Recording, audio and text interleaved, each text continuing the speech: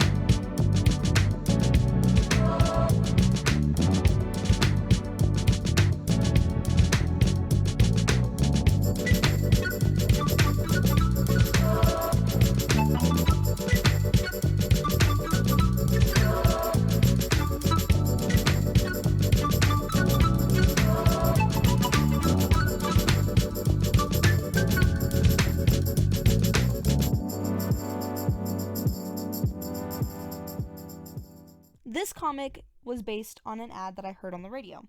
Every time I see or hear something that says gourmet, I imagine Gore rushing to get his paws on his claim. I mean, why would it have his name if it wasn't for him? Some local store that I don't even remember the name of advertised a bunch of gourmet meats and cheeses over and over and over and over again for the holiday season on the radio. And every single time I pictured this scenario in my head until I finally just said screw it and drew the dang comic. I'm fairly happy with the comic to this day. It always makes me happy when my art lasts long enough that I'm not completely grossed out by it within the next year. But there are a couple of things that are kind of nitpicky, but I would do them over. Not to mention canvas size again, but I'm going to mention canvas size again. If I had had more pixels to work with, I would have been able to do a lot more. The detail could have been better, all that kind of stuff. A size 4 brush on a 700 pixel canvas is incredibly and absolutely different than a size 4 brush on a 2000 pixel canvas. Also, at this point in my artist life, I was still kind of figuring out how to draw my hair, and it shows. One part of this comic, however, that I 100% masterfully drew was Gourmet's smug face at the end. I mean, look at him. That's ridiculous. The hubris. I don't know that I could have done it any better.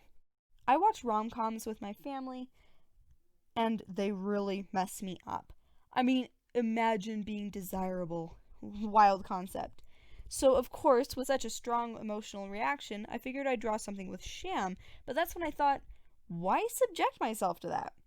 And that's when I picked the emotional opposite of sham, piñata. A solid emotional ground to balance my mess of a self. And that's when this comic was conceived. The line, Basil, I'm bleeding, is arguably the funniest thing I've ever written. It's my favorite part of the comic, hands down. I find myself quoting it at times, but no one ever gets the reference. That's okay though, because I find it funny. And in the end, I'm adding years to my life through laughing, and that's all that matters.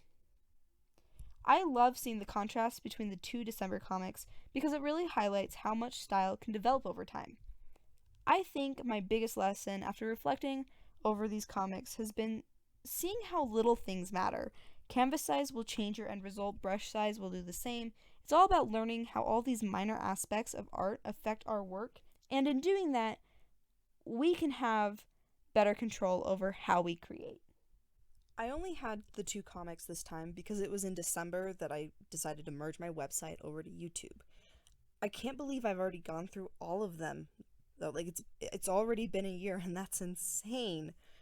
I really enjoyed going over my old art and reminiscing. I know that I have found a lot of value and it's been very beneficial to me to kind of analyze my art, and I hope that you found some value out of it as well. Thank you so much for watching, and I'll see y'all next week.